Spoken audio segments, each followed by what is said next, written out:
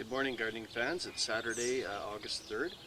I wanted to do a quick garden update. I guess what I'll do is I'll do an update, and in this video I guess what I'll do is I'll show the garden and I'll show my harvest as I go through it. I've never shown this before. I have about a 20-foot row of raspberries. I've never had to worry about harvesting them between the two kids and my wife.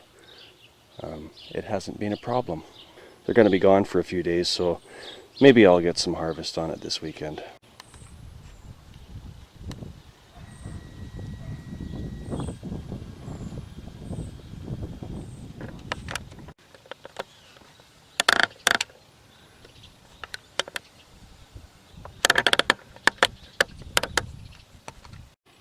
There's my first massive pea harvest. I harvested peas 6 days ago. I got a preliminary harvest, just a cup and a half full, just enough for a meal for my family.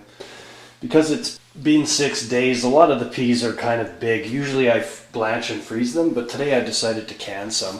And one thing I thought I'd mention here is if you have trouble with your jars looking like this, what you can do is when you can them, dump a cup of vinegar in your canner and it'll prevent that, and they'll stay like that.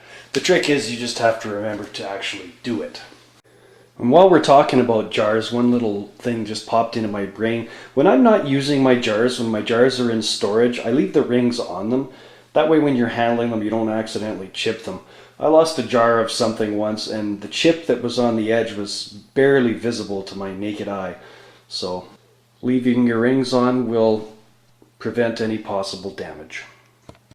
I use 3 different types of canners when I can stuff.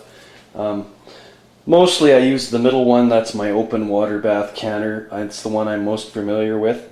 The one on the left is for small batches, and I also use it for blanching peas and stuff. The one on the right, my pressure canner, I'm a little less familiar with, and you know what, I've had trouble with it in the past. I've had trouble particularly siphoning. That's where you get a bunch of the water that's in your jars siphon out, and you end up with a product that's half drained of water. I think part of my problem there was technique. I tend to remove it from the heat too fast and let the steam vent off too fast. So anyway, I'm going to try it again. So I'm going to use the pressure canner today for these 7 pints. The pints are slightly fuller than what I would like. I haven't tapped them down. I'd like to leave a room, an inch of head space, but it just worked out that I was able to use up all my peas. Peas expand when they're cooked, so hopefully I didn't put them too full. We'll see how it turns out. But they are loosely packed. I didn't tap the jars down like I would with beans. Okay, I didn't want this to be a canning video, but anyway. The little canning book says to add half a teaspoon of salt to each pint-sized jar, so that's what I'll do. If you can remember it, use canning salt, pickling salt. It's different than normal table salt. There's no iodine in it.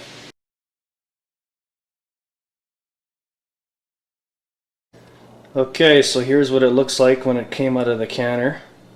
As you can see, I've got a bit of a siphoning problem. I've lost some fluid. Now they say the peas that aren't in the fluid, they say that it's okay and it'll keep just fine, but I don't like it.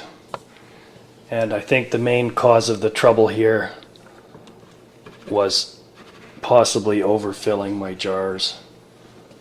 You can see it's not too horrible,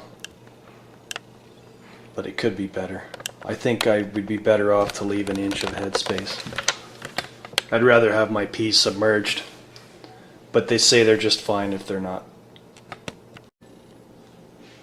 So that is the whole works of them. I was really worried about my onions developing bull necks. It looks like they're starting to bulb up.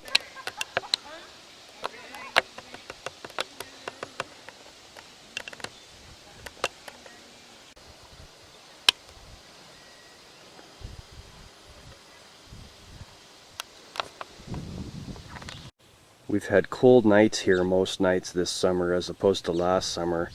I had some pretty good luck with the peppers last summer. This year the plants are just very small.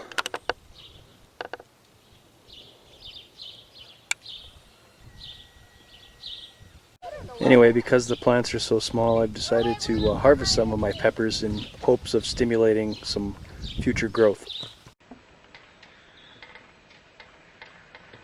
Anyway, I did a little harvest with the peppers and here's what I got. At this point it's looking like I'm probably going to have about half as many peppers this year as I had last year.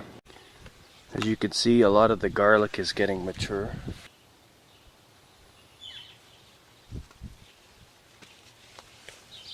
What you're looking at here is the result of me planting the bulbils from last year's crop.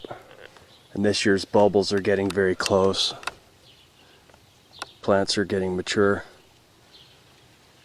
If anybody wants to try growing garlic from these bulbils, you get full-sized heads in about 3 years, they say.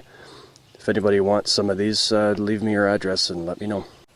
Corn is just starting to form tassels nicely. Nordland potatoes have done flowering, as have the middle row Yukon Gold. The only potatoes I have flowering yet are right next to the corn, and those are my Russian banana potatoes. That disaster there is my broad beans. The celery is in the front and the broad beans are in the back. But I'm just going to pick them and blanch them and freeze them today. Anyway, here's what I got. Also snuck out a few more zucchinis. I planted half as many broad beans this year as I did last year because I still have lots left over in the freezer. Okay, here's what I got. Now I know a lot of you are saying that beans this size are not very palatable. In fact, when I grew up, this is how we ate our broad beans. And thanks to the internet, I've learned a way to make them even better. So what I like to do with my broad beans is blanch them for a minute.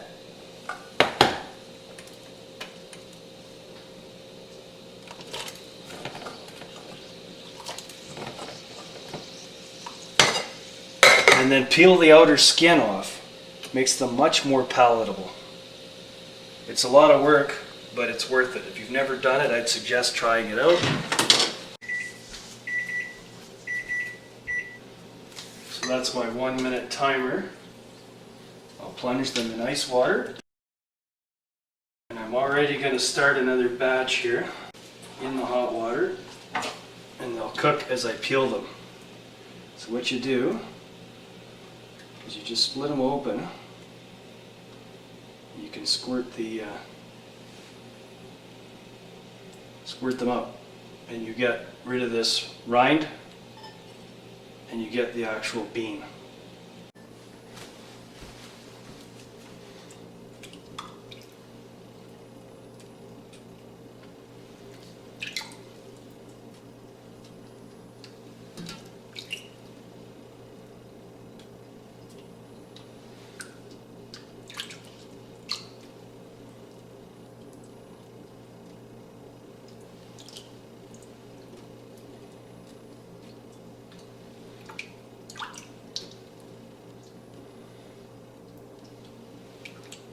Anyway, here's a look at the finished product.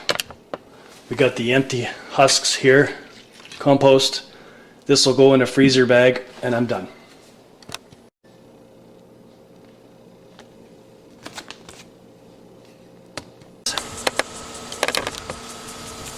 First wave of dill, second wave Grand Rapids lettuce. I've got my celery hiding in there. This black cloth doesn't handle the sun very good. That was an attempt to shade the celery to keep it from bleaching in the sun. I guess I probably won't do that again next year. The broad beans are kind of shading the celery. Swiss chard doing good. This is my first wave of lettuce. It's starting to go to seed a little bit, as well as the mesclun mix. Beets are doing good. If you're going to plant zucchini, just plant one. My broccoli, I've picked several pickings. Don't really care about the cabbage moths anymore. Looks like I better get at it again. didn't know that you could have several pickings of broccoli. It's kind of surprising to me. There's a bunch on that one. Some of it's getting a little bit fluffy. Anyway, we'll see what we get. There's my radicchio. I think I'm going to yank the broccoli plants pretty quick here. I think that radicchio is going to need some more room. There's a better view of the beets.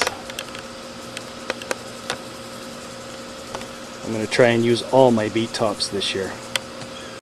Wow, I didn't know how prolific broccoli was. I've grown it before, and usually the cabbage moths will get to it and then I'll yank them out. I didn't know that you could harvest over and over and over.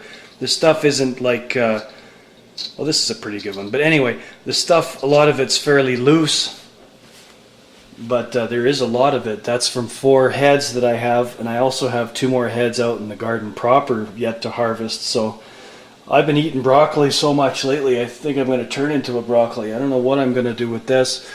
I'm thinking I have a dehydrator I bought, and so I thought I might give that a try.